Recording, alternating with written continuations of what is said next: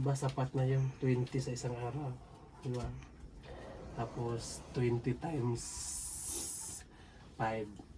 Hindi, sa isang linggo, 100 yung baon ni Jabilita.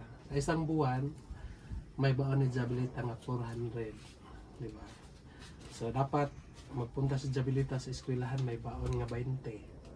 Tapos... Dili manag. Dili na wala siya pag di na siya daw. Basta 20 na kayo. Ay! Kuha. Pila na may dawaton mo?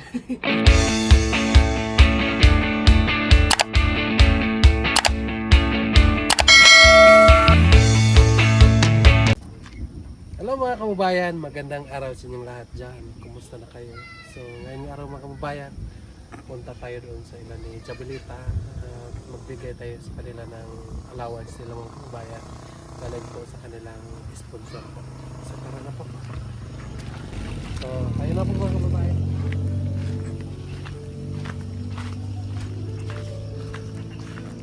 Medyo madulas yung dalan mga kababayan. Ulan.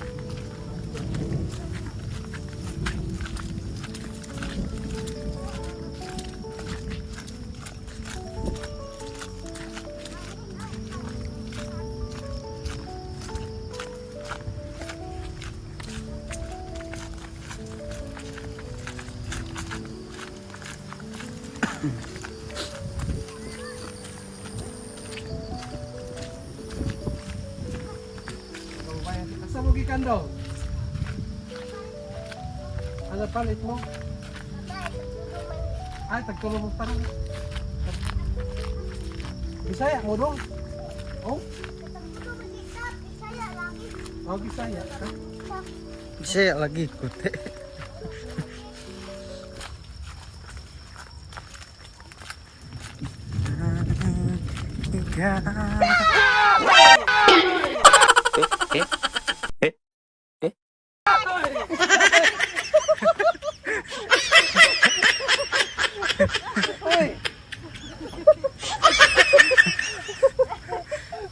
Ah, magikan.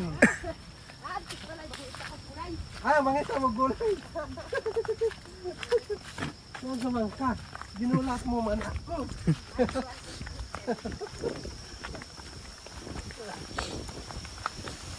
Bakit nandito ka nagdablita? Uy, ka na? Ah, kagagaling mo na sa ano, paralan. Kasi hapon na po mga kabayan. Hindi ako nakapunta dito ng maaga dahil nagtrabaho muna kami ng ano, bahay tirahan po ni Nanay Lourdes.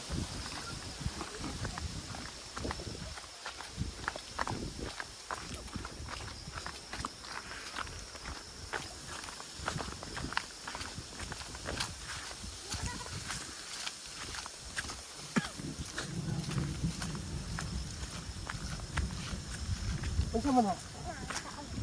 Ha? Matao?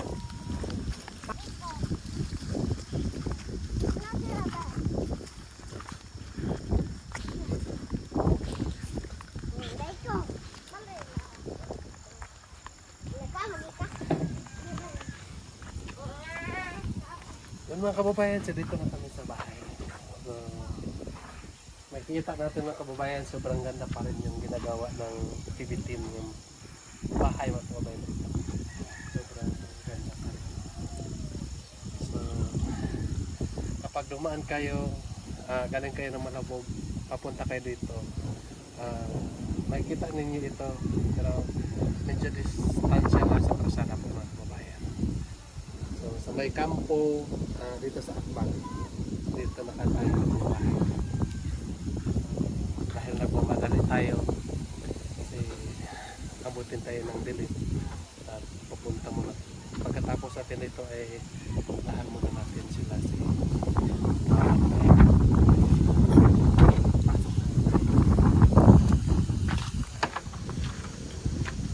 ayun, ginulat mo ako ha. Bakit mo ako ginulat ha? Pasok kami.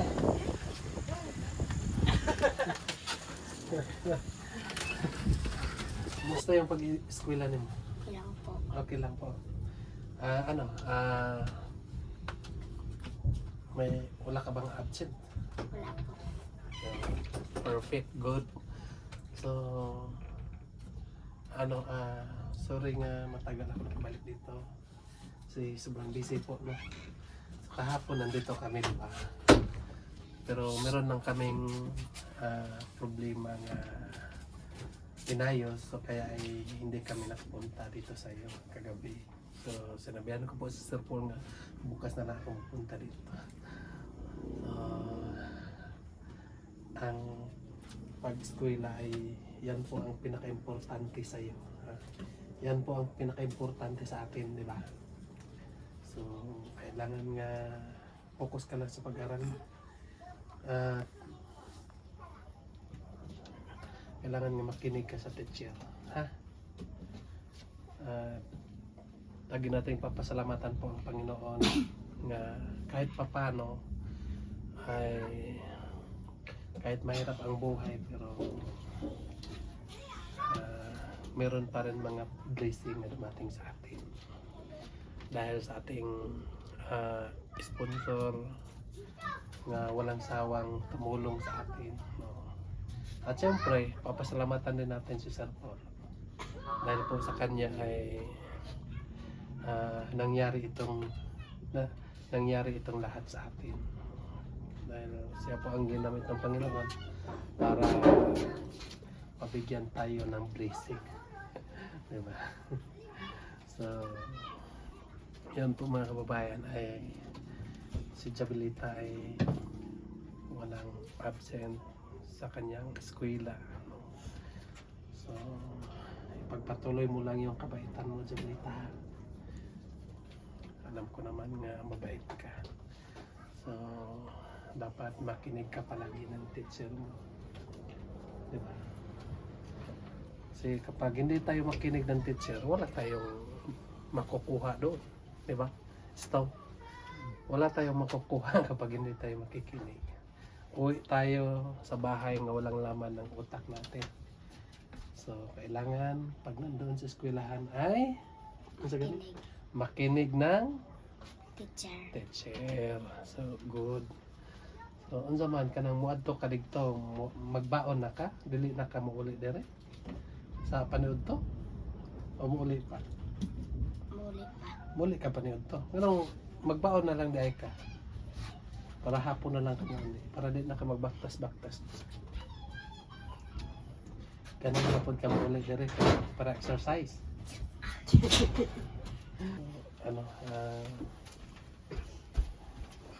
Dali na po ka kapuyon nga muli-uli ka panood to. So, okay na sa imo ha. Pero ang pinakanindot, magbaon na lang ka sa kung ano mo panood to nimo para dili na ka muli dire. Hapon na sa muli. Diba?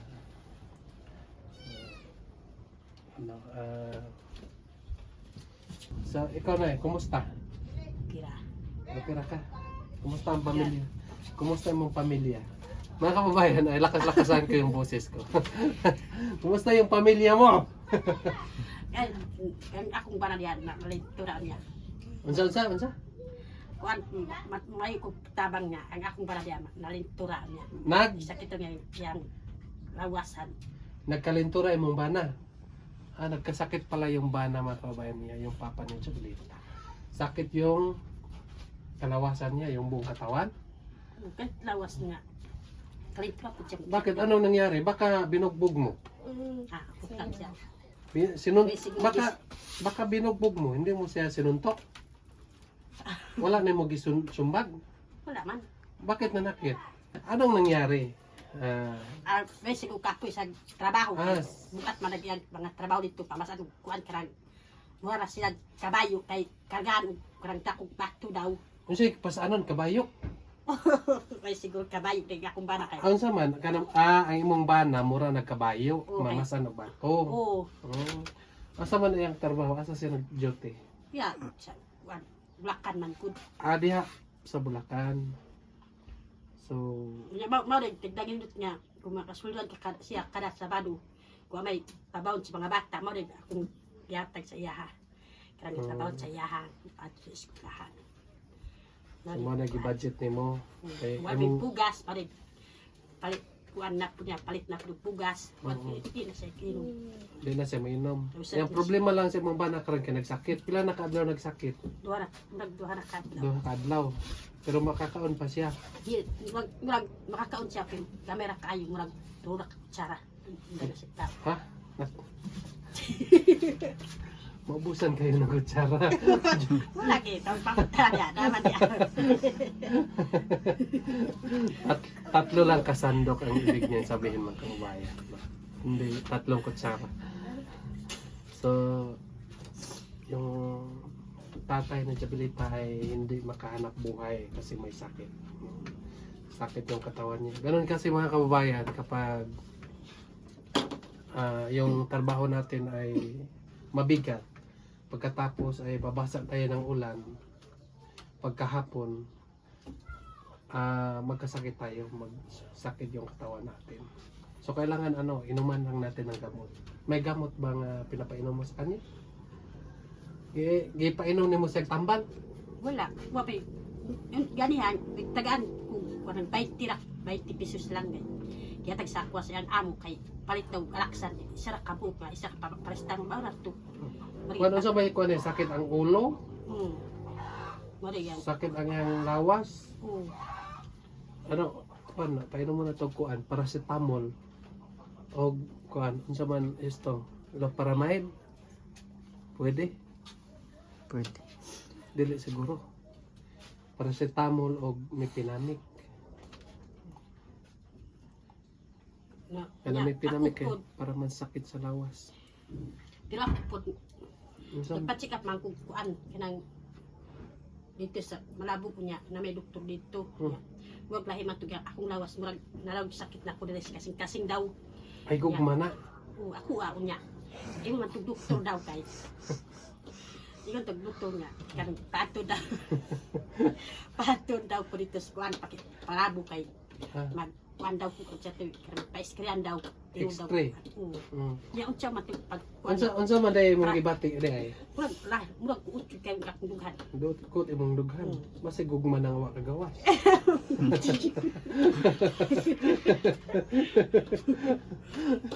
Ipagawa sa ng gugma nimo para dili guot. Ano lang, ang kuan na maglikay lang ka sa mga mantikaon kayo nga pagkaon. Tapos maggulay-gulay lang ka, anak ba? Para healthy ang kuan, lawas nimo. Lisod kayo magkasakit ta kay labi na sa ato ang obrerata. Tapos na atay sakit sa kasing-kasing. Kanang mga ingon anak manggod kanang para kanang sakit sa kasing-kasing, kanang high blood. Mao di ang kauban din akong sakit ka high blood daw kan. Dire magkutsi kang kasing-kasing. Diabetes, unsa pa uban isto? Rayuma. Rayuma, unsa pa uban? Napay uban ba? Kanang uban nga kuan ba? Nakaingon ganit ko kay. Nakaingon ganit kung wesi udi nagtaas akong kinabulis kay butan. Ayon tuy ko kay basta kay nakoy kalangutan sa akong mga anak sus. Dahil ako masukoy. Kanang ang tambag lang ako sa imo ha. Kanang likayan lang yun mo ang kuan ka ng mga tambok kayo ba. Kay lisod kayo natay sakit, napatay anak, di ba? Natay anak, napatay dagat sa kanyang pagkatapos magsakit ta, lisod kayo, unsa na lang atong pamilya. Mao gani karang kaya po kabulan po karang murag agi bulan karang June. Narito man ko ato niya murag isa pa si mana YouTube ka. Nag-agwan ta jud ko. Bisan pag pait jud kayong akong kaon niya. Puguso na nga. Bahalag istorang ka sa basta pa. Kasuro na nga akong tiyan. Wala nga kung magkasakit agad nanakagibate sa imong anak. Tambali na yun. Ayog kuwata nga imong anak kanang luya na. Kay lisod naman matambalan kung luya na gyud ang bata. Karon magkasakit ang bata, tambala dahil mo.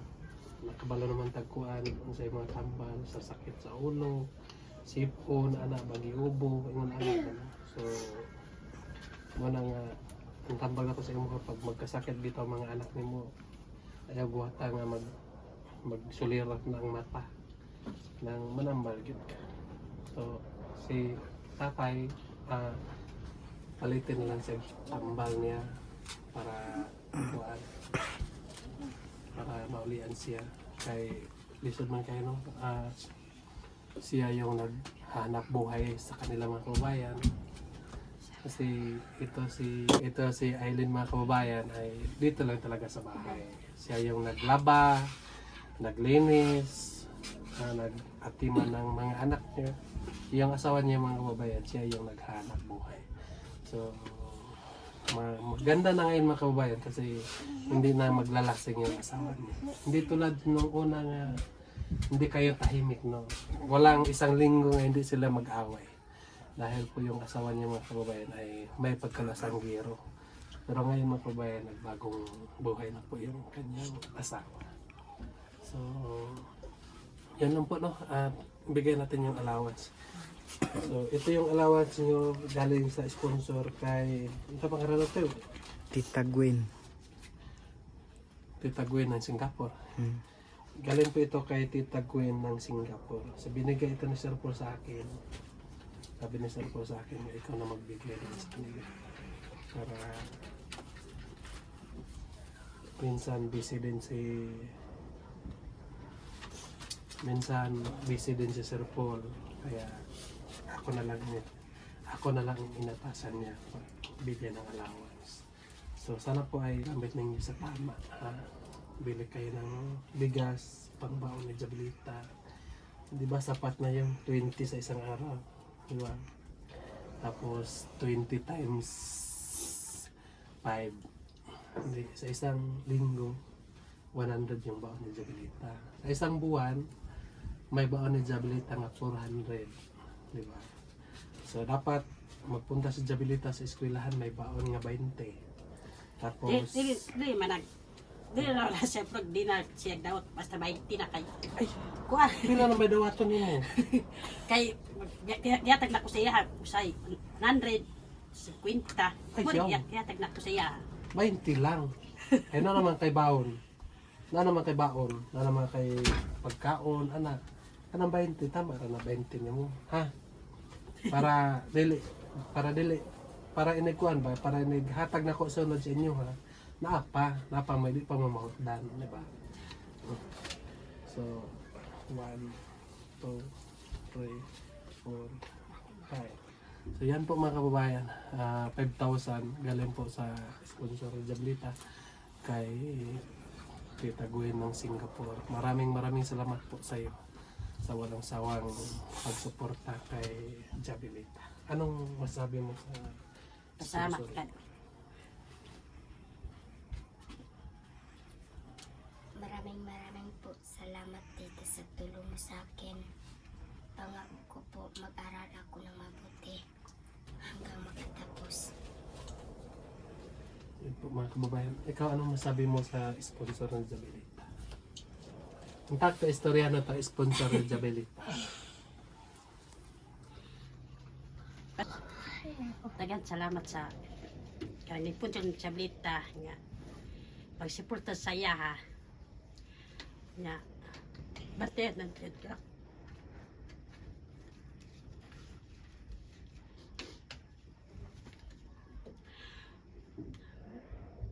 Bisan pagdalaga na sa Jabelita, pero bate na siya na po siya maayo. Dili pareha sa kawan gag kanang tabangan ni Sir Paul. Dako ko pasalamat si Sir Paul ug si Kuan. Ngarang iyang liputsol niya bisan paspiki Bombay, pasalamat ko sa iya. Kay mura na siya amahan namo. Kung adya sa diri sa balay. Unya maka malipay jud mi kay malipay jud ko bisan pag akong maanak malipay jud sila kay para makapalit na pugas. Ya na bisan pag nay kung tagaanan po kung biyahero si bakong dalaga na si Jabelita manat na ko sa mga di ko pari di na parehas sa mga bata o karang yang kauban diya nga Karang gitabangan niya, uyab-uyab lang iyang kuan, iyang iskutan. Pero ang akong anak, kada adlaw, kada buntag, hapon, ako lang iyon akong anak na pagparing kamot yun, ayaw sa uyab, sigugsud, uyab-uyab. Kay naghanpatag, pagandap sa atong mga kinabuhi, kay kuan yun ka,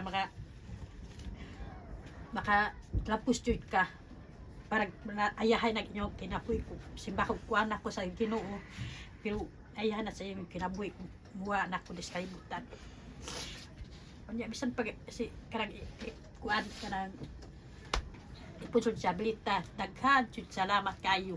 Dako jud pasalamat ako sa iya ha, kay pagtabang jud siya sa ako nga sa amo nga pamilya, kay grabe kay lisod namo. Dinapareha sa una nga grabe mo higda nang min na way pagkaon. Pero karon di na jud murag layo ra ako kayo. Yang kakuat siya mong kinabuhi sa una. Bisan pag sa una mga bata gamay pa kag siya balita hila kay may pagkaon nagkalungag, pero karon dili na. Karon paring kamot na akong bata nga akong ingnan nga paring kamot yun, kay marig ako kuan bisan pag akong mga anak kauban paring kamot na ako sa paeskwelahon, bahalag ingon ramay anak ingon rami ani, pero paring kamutan na ako nga pakabayad ko sa ilo sa eskwelahan niya, masuko jud ko magkuat ka ng yan igsuon, masuko jud ko kuan ka nang mag-i-absent sila. Kay unaw-unaw na ako nga iyang kahimtang sa abot na adlaw. Ako ingnan ang ako si Jablita nga pagpanikabot ayaw sundog si kauban. Sunduga ang si Maylin ang imong sunduga. Ako ingnan ako anak kada kuan hapon buntag mao di ako gisubilang sa mga bata. Mora to daghan jud salamat sa pagsuporta kay Jablita. Yun po mga kababayan, maraming salamat po sa inyong lahat nga walang sawang nagasubaybay sa amin, no? So medyo emosyonal lang po yung mama ni Jablita, dahil po ay nung unang panahon ay minsan matutulog lang daw sila nga walang pagkain dahil sa hirap sa buhay, pero sa ngayon ay makatulog na sila nga may laman ng tiyan.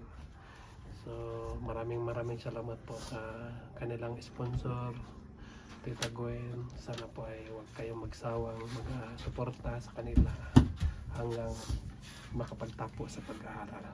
So yan lang po ang mga pag-asa namin. Pag-asa niyo nga makatapos lang yung bata niya sa pag-eskwela. So yan po ang totoong kayamanan, yung makatapos tayo sa pag-eskwela. So yun lang po mga kababayan. Maraming salamat po sa inyo lahat na walang sawang nagasubaybay sa aming YouTube ng PBT.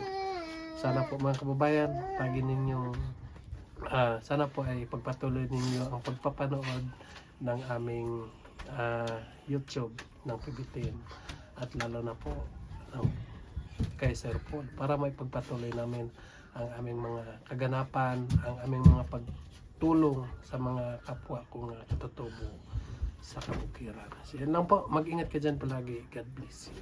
Bye.